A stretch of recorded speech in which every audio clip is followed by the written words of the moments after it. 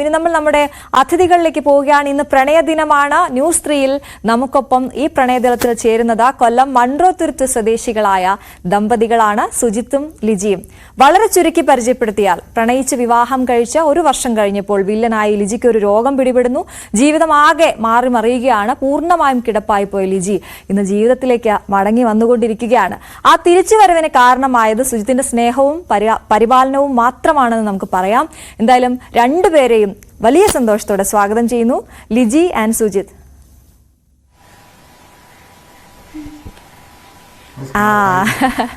Okay, അപ്പൊ നമുക്ക് ആദ്യം ഞാൻ സുജിത്തിലേക്ക് പോവാണ്. ലിജി നല്ല സുന്ദരിയായിട്ടിരിക്കുന്നു. ലിജിയുടെ വീഡിയോസ് ഒക്കെ കാണാറുണ്ട്. വലിയ സന്തോഷം. ഓരോ തവണയും ഇങ്ങനെ ബെറ്റർ ആയിട്ട് വരുന്നത് കൊണ്ട് വലിയ സന്തോഷമുണ്ട്. എന്താണ് പറയാനുള്ള ഞങ്ങളോട്?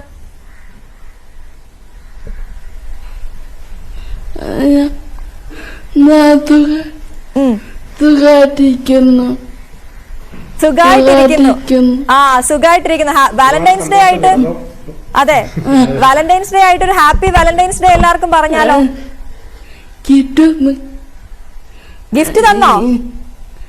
ഹാപ്പി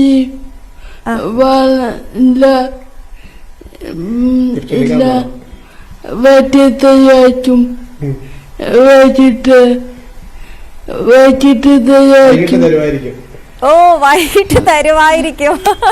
ശരി, ഞാൻ ലിജിലേക്ക് പറഞ്ഞോ. പിന്നെ എനിക്ക് ആൾക്കാരെ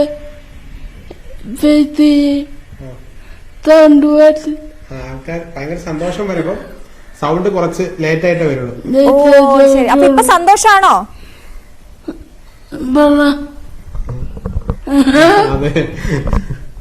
ശരി, അപ്പൊ ഞങ്ങക്ക് സന്തോഷം ലിജിയെ ഇങ്ങനെ കാണാനും ഈ വാലന്റൈൻസ് ഡേയിൽ പ്രേക്ഷകർക്ക് പരിചയപ്പെടുത്താനും ഒക്കെ പറ്റുന്നതിൽ ഞങ്ങൾക്കും വലിയ സന്തോഷമുണ്ട്. അപ്പൊ ഞാൻ എന്തായാലും സുജിത്തിനോടൊന്ന് സംസാരിക്കട്ടെ. അതെ, ഇപ്പൊ സുജിത്തിന് ഭക്ഷണമൊക്കെ വാരി കൊടുക്കുന്നു എന്നൊക്കെ അറിയുന്നുണ്ട് കേട്ടോ. അപ്പൊ അതുവരെയൊക്കെ എത്തി കാര്യങ്ങൾ. നമുക്കൊരു വീഡിയോ ഒന്ന് കണ്ട ശേഷം ഞാൻ സുജിത്തിലേക്ക് വരാം. സുജിത്തെ, ഇതാണ് സുജിത്തും ലിജിയും. രണ്ടുപേരോടും പറയാനുള്ളത്, ഈ വീഡിയോ കാണുമ്പോൾ ഞങ്ങൾക്കും കിട്ടുന്ന ഒരു എനർജി ഉണ്ട്.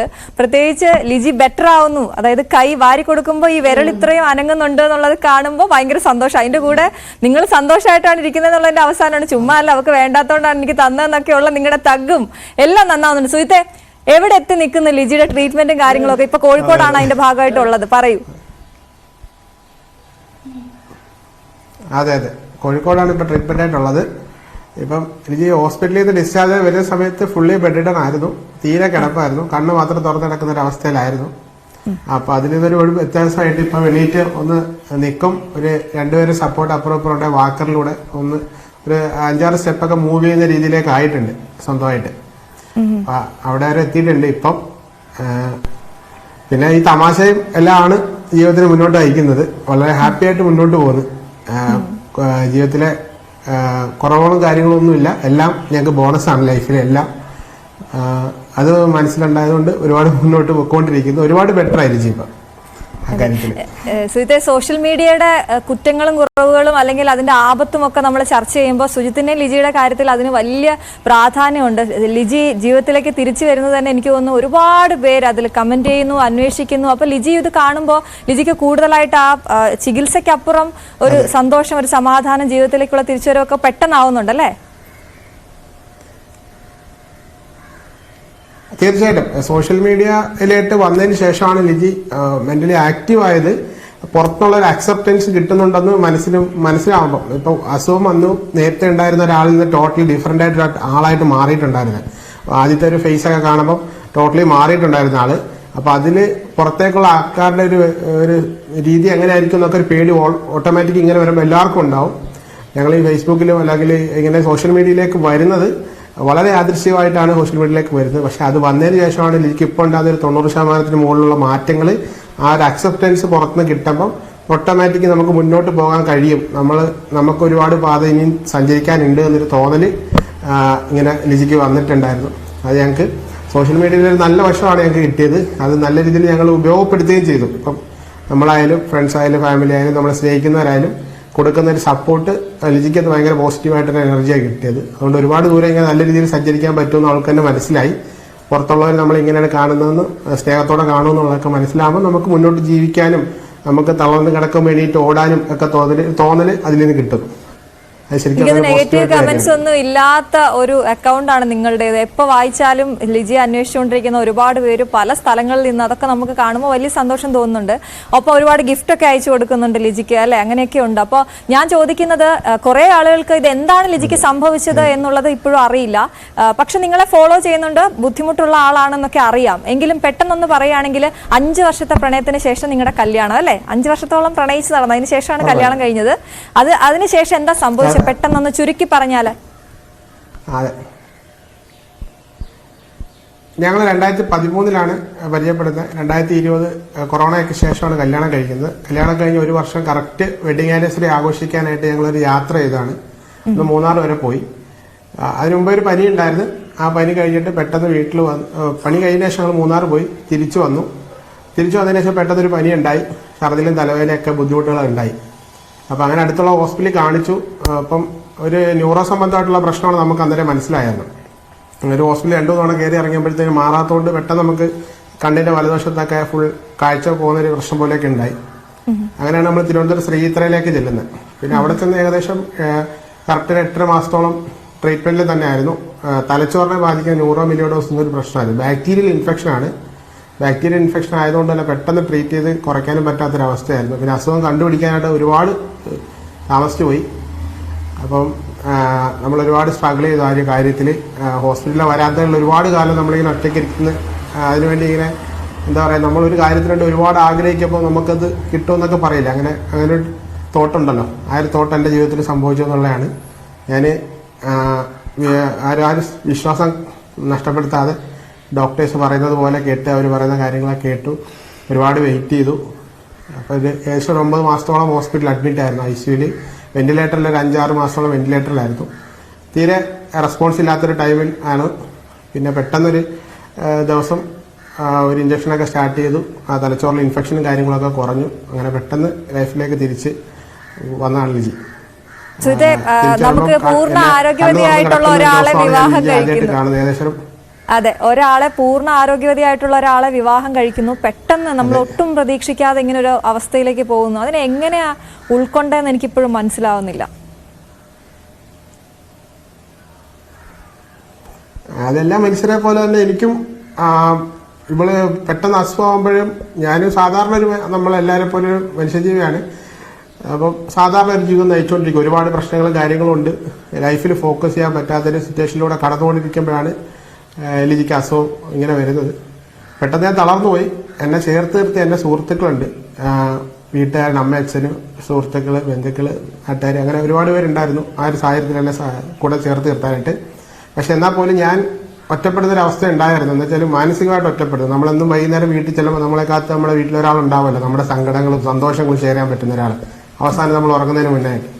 അപ്പോൾ ആ ഒരാൾ നാളെ മുതൽ നമ്മുടെ കൂടെ ഇല്ലയെന്ന് പറയുമ്പോൾ നമുക്കുണ്ടാകുന്ന ഒരു മാനസികമായ ബുദ്ധിമുട്ടുണ്ട്. ഞാൻ ആ ഒരു ട്രോമയിൽ കുറച്ച് കാലം ഹോസ്പിറ്റലിലെ വരാന്തയിൽ ഇങ്ങനെ ജീവിച്ചിട്ടുണ്ട്. അവിടെ നിന്ന് എനിക്ക് സ്വയമേ ഒരു മോട്ടിവേഷൻ ഉണ്ടായി. ഞാൻ എന്തെങ്കിലും ചെയ്തില്ല എന്നുണ്ടെങ്കിൽ ഞാനാണ് അത് ചെയ്യേണ്ട ആളെന്നുള്ള ഒരു തീരുമാനം, ഒരു ബോധ്യം മനസ്സിലായപ്പം അതിനുവേണ്ടി സ്ട്രഗിൾ ചെയ്തു. അപ്പം നമുക്ക് ഇന്ന് വരെ കിട്ടിക്കൊണ്ടിരുന്നൊരു സ്നേഹം നാളെ കിട്ടില്ല എന്നുള്ളൊരു ഭയം ഉള്ളിൽ വരുമ്പോഴാണ് നമ്മൾ അവസാനം ജീവിതത്തിൽ ഏറ്റവും വലിയ റിസ്ക്കും കാര്യങ്ങളൊക്കെ എടുക്കുന്നത്. അങ്ങനെ റിസ്ക് കാര്യങ്ങളൊക്കെ നമ്മൾ ആ സമയത്ത് എടുത്തു. എല്ലാ തരത്തിലും, സാമ്പത്തികമായി, മാനസികമായിട്ടെല്ലാം രീതിയിൽ അങ്ങനെ എടുത്തു. അതുകൊണ്ട് അതിനെ മുന്നോട്ട് നയിച്ച് എത്ര കാലം വേണേലും അത് ട്രീറ്റ്മെന്റ് ചെയ്യണം, റെഡി ആവണം എന്നുള്ള തീരുമാനത്തിൽ മുന്നോട്ട് പോയി. അതാണ് അതിനകത്തെ കാര്യം.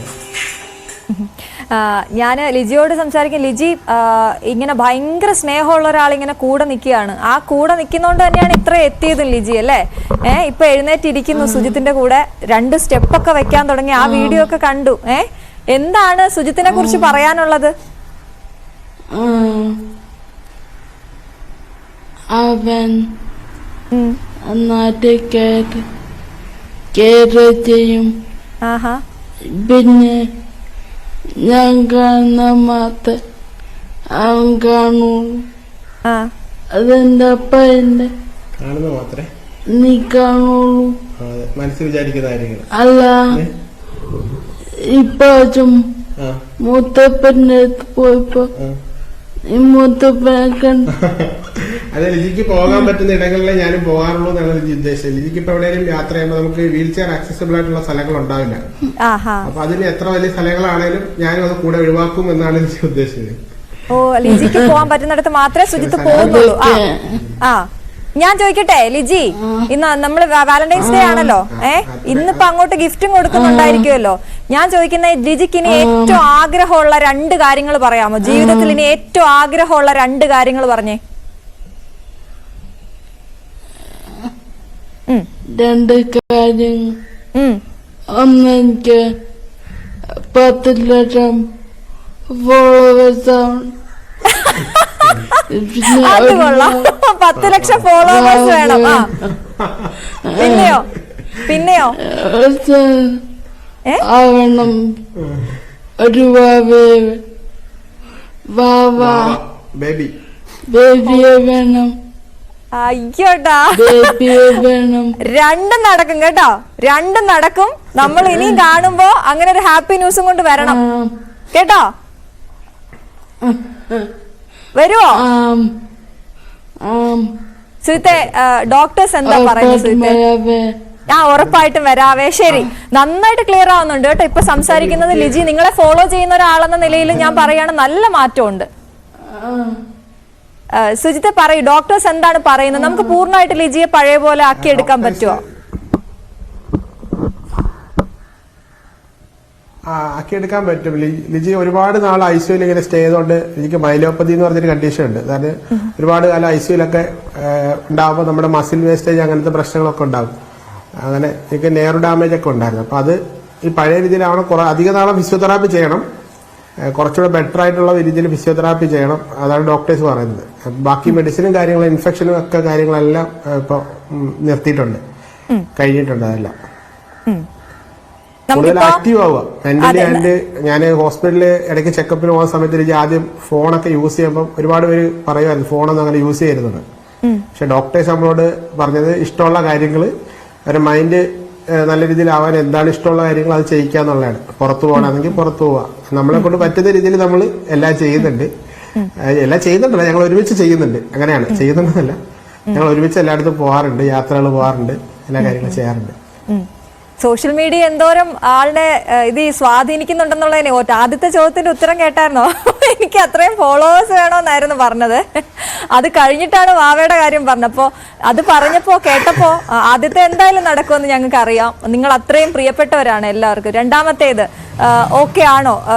ഒരു അമ്മയാകാൻ ലിജിക്ക് പറ്റും മുന്നോട്ടുള്ള യാത്രയിൽ നിന്ന് തന്നെയാണോ ഡോക്ടേഴ്സ് പറയുന്നത്? അതെ, ഇപ്പൊ ഉണ്ടായിരിക്കുന്ന പ്രശ്നങ്ങൾ കൊണ്ട് യാതൊരു പ്രശ്നങ്ങളും ഇല്ല. പിന്നെ കുറച്ച് അല്ലാതുള്ള സാധാരണ സ്ത്രീകൾക്ക് ഉണ്ടാവുന്ന പ്രശ്നങ്ങളൊക്കെ കുറച്ചുണ്ട്. തൈറോയിഡ് പോലത്തെ അല്ലെങ്കിൽ PCOD പോലത്തെ പ്രശ്നങ്ങളൊക്കെ ഉണ്ട്. അതൊക്കെ എന്നിരുന്നാലും അതൊക്കെ നമുക്കൊരു അത് നോർമലുള്ള പ്രശ്നങ്ങൾ, അത്ര വലിയായിട്ടില്ല. ഡോക്ടറുടെ അഭിപ്രായത്തിൽ അതൊരു പ്രശ്നമല്ല. ഡോക്ടർ ആദ്യം പറഞ്ഞ ലിജി ചോദിച്ചിരുന്നു ഡോക്ടറോട്. രണ്ടാമത്തെ ചെക്കപ്പ് അത് അന്ന് ലിജിക്ക് സംസാരിക്കാനൊന്നും പറ്റുന്ന രീതിയിലല്ല. അപ്പൊ ആ സമയത്ത് ചോദിച്ചു. അപ്പൊ ഡോക്ടർ തമാശ എടുത്ത് പറഞ്ഞ് ആദ്യം എഴുന്നേറ്റ് നടക്കുക എന്നിട്ട് മതി എന്നുള്ള തമാശ രൂപേണ പറഞ്ഞു. അതൊക്കെ ശരിയാവുമെന്ന് പറഞ്ഞിട്ടുണ്ട് ഡോക്ടർ. ഞാൻ പ്രണയത്തെ കുറിച്ച് ചോദിക്കുമ്പോ ലിജി ചിരിക്കുകയാണ്. ഡോക്ടർ സജിത്താണ്, തിരുവനന്തപുരം ശ്രീധരൻ. പറഞ്ഞോളൂ ഡോക്ടറെ കുറിച്ച് പറഞ്ഞോളൂ. ഡോക്ടർ സജിത്ത്, തിരുവനന്തപുരം ശ്രീത്രയില് ന്യൂറോളജി ഡോക്ടർ സജിത്താണ്. നമ്മളെ ട്രീറ്റ്മെന്റ് ചെയ്ത തുടക്കം പോലെ ഡോക്ടറുടെ ഒരൊറ്റ തീരുമാനത്തിലാണ് ലിജി ഇപ്പോഴും ജീവിച്ചിരിക്കുന്നത്. ഞങ്ങളുടെ മുന്നിലെ മനുഷ്യരൂപത്തിലുള്ള ഒരു ദൈവമാണ് അദ്ദേഹം. എന്ന് വെച്ചാൽ ലിജിയുടെ അസുഖം സീരിയസ് ആയിട്ടിരിക്കുന്ന സമയത്ത് ഒരു 6-7 മാസത്തോളമായി. ഇപ്പൊ ഒരേ കിടപ്പാണ്. അപ്പൊ അവരെ തീരുമാനത്തിൽ നമ്മൾ ഒരുപാട് കാലമായിട്ട് ട്രീറ്റ്മെന്റ് ചെയ്യുന്നു, കുറെ പൈസ ചെലവാക്കുന്നു, പോസിറ്റീവായിട്ടൊന്നും കേൾക്കുന്നില്ല. അതൊരു പ്രശ്നം വരുമ്പോൾ അവരുടെ ഉള്ളിൽ ചിന്ത വരും. എന്നാൽ പിന്നെ അടുത്ത സ്റ്റെപ്പ് എന്ന് വെച്ചാൽ ലിജിയുടെ തലച്ചോറിലെ ബ്രെയിൻ സ്റ്റെമ്മിനുള്ളിലാണ് ഈ ഒരു ഇൻഫെക്ഷൻ ഉണ്ടായത്. അപ്പൊ അവിടെ എന്ന് വെച്ചാൽ ബയോപ്സി ഒന്നും ചെയ്യാൻ പറ്റാത്തൊരു ഭാഗമാണ്. ഈ നമ്മുടെ ഹാർട്ടും ലങ്സും ഒക്കെ ഇരിക്കുന്ന ഒരു ഭാഗമായിട്ട് ബയോപ്സി ചെയ്ത ടേബിളിലെത്തുക, അങ്ങനത്തെ പ്രശ്നങ്ങളൊക്കെ ഉണ്ടാവും. അപ്പൊ അതിനെ ഒഴിവാക്കാൻ വേണ്ടി ഡോക്ടേഴ്സ് പരമാവധി ഇങ്ങനെ ഈ മെഡിസിനിലൂടെ പൊക്കോണ്ടിരിക്കുക, ഇൻഫെക്ഷനെ കുറയ്ക്കണമല്ലോ. അങ്ങനത്തെ സമയത്താണ് അവസാനം ഒരു തീരുമാനം ഒരുപാട് വരുന്നത്. എന്നാൽ നമുക്ക് ലിജിക്ക് പെട്ടെന്ന് BP ഒക്കെ ലോ ആയി, ഒരു 60-40 അങ്ങനെയൊക്കെ പോയി. വെച്ചാൽ വളരെ മോശം അവസ്ഥയാണ്. അപ്പൊ സർജറി ചെയ്യാന്നൊക്കെ പറഞ്ഞിരുന്നു. അപ്പൊ സൈത്ത് സാർ ഇതൊക്കെ പറഞ്ഞു നമുക്ക് സർജറി ചെയ്യണ്ട, നമുക്ക് ഒരാഴ്ചയോടെ ഒന്ന് വെയിറ്റ് ചെയ്യാം, എന്നിട്ടൊരു പുതിയൊരു ഇഞ്ചക്ഷൻ സ്റ്റാർട്ട് ചെയ്യാം. ഒരു ഏകദേശം 2.5-3 ലക്ഷം രൂപയുടെ ഇഞ്ചക്ഷനാണ്. അതൊന്ന് ഇമ്മ്യൂണോഗ്ലോബിൻ എന്ന് പറഞ്ഞ ഇഞ്ചക്ഷനാണ്. അത് സ്റ്റാർട്ട് ചെയ്ത് കഴിഞ്ഞാൽ നമുക്ക് ഒന്നുകൂടെ ചെക്ക് ചെയ്യാന്നൊക്കെ പറഞ്ഞിട്ട് പിന്നെ ഒരു 5 ദിവസം വെയിറ്റ് ചെയ്തിട്ടാണ് വെയിറ്റ് ചെയ്തിട്ട് ഒരു MRI എടുക്കണമെന്ന് പറഞ്ഞു. അങ്ങനെ ഇഞ്ചക്ഷൻ സ്റ്റാർട്ട് ചെയ്ത് ഒരു 3 ദിവസം കഴിഞ്ഞപ്പോൾ ലിജിക്ക് ചെറിയ കൈക്കൊക്കെ അനക്കമൊക്കെ കാര്യങ്ങളൊക്കെ സ്റ്റാർട്ടായി. ഒരു 6-7 മാസം ആവുന്ന സമയം അപ്പോഴത്തേക്ക് ഡോക്ടർ തീരുമാനം. അതുപോലെ എന്നെ ഒരു മകനായിട്ട് സ്നേഹിക്കുന്ന പോലെയൊക്കെ എനിക്കൊക്കെ തോന്നി അദ്ദേഹം. വളരെ അദ്ദേഹം മാത്രമല്ല, അദ്ദേഹത്തിന്റെ കൂടെ ഒരുപാട് പേരുണ്ട്. അദ്ദേഹത്തിന് എടുത്തു പറഞ്ഞു വെച്ചാൽ അദ്ദേഹം നമ്മളോട് അത്ര അടുത്ത് ഇടപഴകിയ ഒരു മനുഷ്യനാണ്. അപ്പൊ ഒരവസരത്തിൽ എനിക്ക് അദ്ദേഹത്തിന് എടുത്ത് പറയണമെന്ന് തോന്നും ചില തീർച്ചയായിട്ടും. സുജിത്തെ, ഞാൻ ലിജിയോട് ചോദിച്ചു. നെക്സ്റ്റ് ലെവൽ ഓഫ് ലൈഫ് അതെ, തീർച്ചയായിട്ടും. ഞാൻ ലിജിയോട് ചോദിച്ചു ആഗ്രഹം എന്താണെന്ന്. സുജിത്തിന്റെ ആഗ്രഹം എന്താണ്? ഏറ്റവും ഇനി ആഗ്രഹിക്കുന്ന 2 കാര്യങ്ങൾ എന്ന് ചോദിച്ചാൽ സുജിത്ത് എന്ത് പറയും?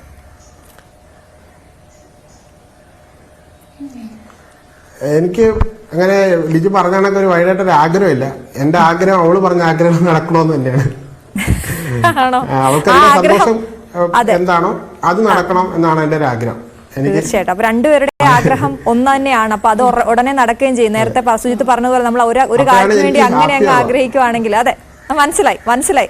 ഞാനൊരു കാര്യം ചോദിക്കട്ടെ, ഒരു റീല് കണ്ടായിരുന്നേ, നിങ്ങള് ആൽബം നോക്കുന്ന, ലിജി ആൽബം നോക്കുന്നു, എന്നിട്ട് പറയുന്നു നല്ലൊരു പെങ്കൊച്ച് നിൽക്കുന്നു, കല്യാണം കഴിച്ച് പോയി എന്നൊക്കെ പറയുന്നുണ്ട്. ആ നല്ലൊരു പെങ്കൊച്ചിനെ ഇഷ്ടപ്പെട്ടത് ആ പ്രണയം എന്ത് കാര്യത്തിലായിരുന്നു? ലിജി ഭയങ്കര നല്ല ഹ്യൂമർ സെൻസ് ഉള്ള ആളാണെന്ന് മനസ്സിലാവുന്നുണ്ട് ഇപ്പൊ തന്നെ, ഇങ്ങനെ ഇരിക്കുമ്പോ പോലും. അപ്പൊ അന്നേരവും ഹ്യൂമർ സെൻസ് തന്നെയാണോ ഇഷ്ടപ്പെടുത്തിയത്, അങ്ങോട്ടേക്ക് ആകർഷിച്ചത്?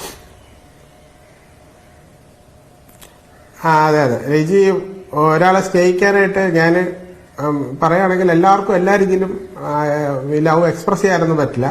എല്ലാവർക്കും സ്നേഹം ഉണ്ടാവുള്ളിൽ. ലിജി നല്ലോണം ലവ് എക്സ്പ്രസ് ചെയ്യുന്ന ഒരാളാണ്. ഇപ്പൊ എന്റെ വീട്ടിലെ അച്ഛനോടും അമ്മയോടും എന്റെ സഹോദരങ്ങളായാലും എന്റെ സുഹൃത്തുക്കളോടായാലും എക്സ്പ്രസ് ചെയ്യുന്നത്, എന്നോട് തന്നെ ലവ് എക്സ്പ്രസ് ചെയ്യുന്ന രീതി വേറെയാണ്. അപ്പൊ എനിക്ക് ഭയങ്കരമായിട്ട് ക്ലിക്കായി. എനിക്ക് ഞങ്ങൾ ആദ്യം സുഹൃത്തുക്കളായിരുന്നു, ഒരു 1.5 വർഷത്തേക്ക് സുഹൃത്തുക്കളായതിനു ശേഷം പിന്നീട് ഒരുപാട് കാണാതിരുന്നപ്പോഴാണ് ഞങ്ങൾ ലവ് എന്ന രീതിയിലേക്ക് മാറി അങ്ങനെ ആയത്. ആ സമയത്ത് എന്നെ എക്സ്പ്രസ് ചെയ്തൊരു സാധനം എനിക്ക് സ്നേഹിക്കുന്ന ഒരു രീതിയാണ്. അപ്പൊ അവള് ഒരു ഗ്രാഫ് വരെ എന്നെ സ്നേഹിച്ച് വെച്ചിട്ടുണ്ടായിരുന്നു ഈ ഒരു ഹോസ്പിറ്റൽ കേസൊക്കെ എത്തുന്നതിന് മുന്നേ. അപ്പൊ ആ ഒരു ഗ്രാഫ് എനിക്ക് എത്താൻ പറ്റിയിട്ടില്ല എന്നെ സ്നേഹിച്ച ഒരാളാണ്. ഇപ്പൊ എനിക്ക് തോന്നുന്നു ലൈഫിൽ സക്സസ് എന്താ വെച്ചാൽ ഞാൻ ലിജി എത്തിയ ആ ഗ്രാഫ് വരെ ഞാൻ എത്തിയിട്ടുണ്ടെന്നായിരിക്കും എനിക്ക് തോന്നുന്നത്. ആണോ? ഇപ്പൊ എല്ലാം ചെയ്തു കൊടുക്കുന്നത് സുജിത്തല്ലേ? ഇഷ്ടമാണ് അങ്ങനെ? ലിജിക്ക് ഇപ്പൊ എല്ലാം സുജിത്ത് തന്നെ ചെയ്തു കൊടുക്കണം എന്നാണോ? അത് ഞാൻ ചെയ്തു കൊടുത്താലേ അത് പെർഫെക്റ്റ് ആവുള്ളൂ. ഓരോരുത്തർക്കും ഓരോരുത്തർ ഏറ്റവും അടുത്തൊരാളായിട്ടുണ്ടാവുമല്ലോ ജീവിതത്തിൽ. പറഞ്ഞാൽ അവൾക്ക് ഇപ്പൊ ഏറ്റവും അടുത്തൊരാൾ ഞാനാണ്. അവൾക്ക് ഞാൻ ചെയ്യുന്നതാണ് കംഫർട്ട് ആയിട്ടുള്ള കാര്യങ്ങൾ എന്തൊക്കെയായാലും. പിടിക്കാതെ എത്രയെങ്കിലും സെക്കൻഡുകളൊന്ന് നിൽക്കുവോ? ഒന്ന് നിർത്തി നോക്കിയപ്പോ എന്താണ് അവസ്ഥ നടക്കുന്നത്? നിൽക്കുന്നുണ്ട്, വാക്കർ നിൽക്കുന്നുണ്ട്. ഇപ്പൊ നടുവിന് ചെറിയൊരു ബാലൻസിങ് പ്രശ്നമുണ്ട്. അത് കുറച്ച് നാളുകൂടെ നമുക്ക് സ്റ്റാൻഡിങ്ങിൽ കിട്ടണം. എന്നാൽ ഇപ്പൊ നടക്കുന്നുണ്ട്, 2 സ്റ്റെപ്പൊക്കെ എടുത്ത് നടക്കാം. 2 അല്ല, കുറച്ചധികം സ്റ്റെപ്പ് നടക്കും. അത്യാവശ്യം ഒരു 50 മീറ്റർ ഒക്കെ വാക്കറിൽ 2 പേര് ഹെൽപ്പിന് കൂടെ നിന്നാൽ മതി. കാല് പൊക്കി വെക്കുന്നുണ്ട്, പക്ഷെ എന്നാലും നടുവിന്റെ ഒരു ബാലൻസിങ് കറക്റ്റ് ആയിട്ടില്ല. അപ്പൊ നമ്മളിവിടെ കോഴിക്കോട് മേത്ര ഹോസ്പിറ്റലാണ് ചെയ്യുന്നത്. അപ്പം അവിടുത്തെ ഡോക്ടർ പറഞ്ഞ് നമുക്ക് കുറച്ചാളൂടെ ബാലൻസിങ് കറക്റ്റ് ആയി കഴിഞ്ഞാൽ നല്ല രീതിയിൽ നടക്കാൻ പറ്റും എന്നുള്ളതാണ് നടന്നത്. ഞങ്ങൾ അതിനു വേണ്ടിയിട്ട് ഇങ്ങനെ ശ്രമിച്ചുകൊണ്ടിരിക്കുകയാണ്. കിട്ടുന്ന സമയമൊക്കെ അത്തരം കാര്യങ്ങളാണ് ചെയ്യാറ്. സുജിത്തെ, സാമ്പത്തികവും വലിയ പ്രശ്നമായിരിക്കുമല്ലോ, കാരണം അത്രയും ബെഡ് റിഡൺ ആയി പോയ ഒരാളാണ്. അയാളെയാണ് ഇവിടെ വരെ എത്തിച്ചു നിർത്തിയിരിക്കുന്നത്. അന്ന് എങ്ങനെയായിരുന്നു, ഇപ്പൊ എങ്ങനെയാണ് അവസ്ഥ? മുന്നോട്ട് പോകാൻ കഴിയുന്നുണ്ടോ ഒറ്റയ്ക്ക്? അതെ,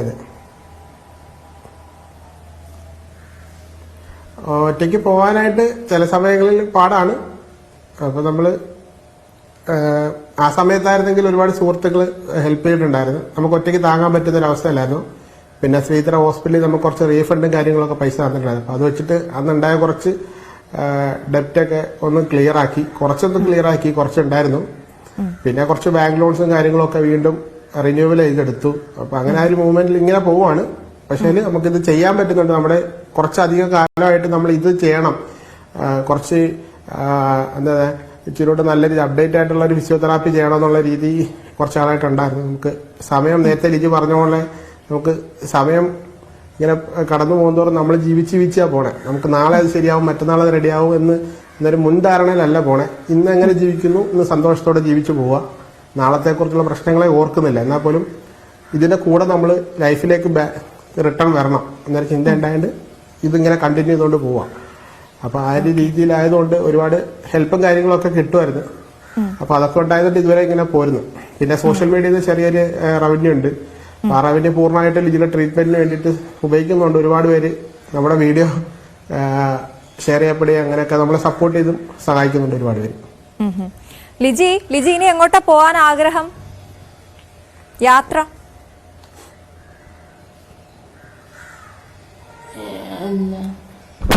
കേരളത്തിൽ വയനാട് മാത്രം. ഇനി വയനാട്, കാസർഗോഡ് അത്രേ ഉള്ളോ? ബാക്കിയൊക്കെ കവർ ചെയ്തോ? ലാസ്റ്റ്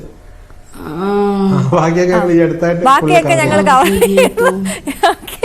അടിപൊളി. അപ്പൊ ട്രിപ്പാണ് രണ്ടുപേരും കൂടി അല്ലേ? ലിജിയുടെ വീട്ടിൽ ആരൊക്കെയുണ്ട് ലിജി?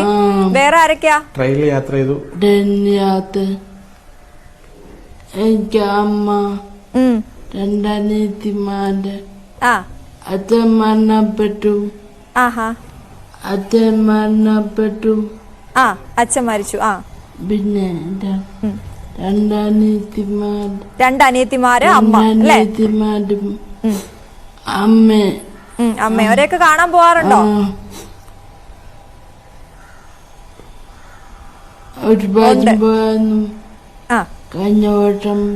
കഴിഞ്ഞ പ്രാവശ്യം വന്നായിരുന്നു. കഴിഞ്ഞ വർഷം പോയായിരുന്നു. ശരി ശരി. എനിക്ക് ഭയങ്കര സന്തോഷം ലിജിയുടെ സംസാരം കേൾക്കുമ്പോൾ. നന്നായി മനസ്സിലാവുന്നുണ്ട്, നല്ല വ്യക്തത വരുന്നുണ്ട്. ഇടുക്കിയിലാണ് അല്ലേ? ഓ ശരി ശരി ശരി. ഞാൻ ആ ട്രിപ്പൊക്കെ കാണാറുണ്ട്. ഇടുക്കിയിലേക്ക് കുറെ കാലം കഴിഞ്ഞ് പോയി എന്നൊക്കെ പറഞ്ഞ റീലൊക്കെ കണ്ട്. എന്തായാലും ഇനി നമ്മൾ കാണുമ്പോ ആ സന്തോഷ വാർത്ത പ്രേക്ഷകർ കൂടെ പങ്കുവെച്ച് ഒരിക്കൽ കൂടി നമ്മൾ കാണും കേട്ടോ.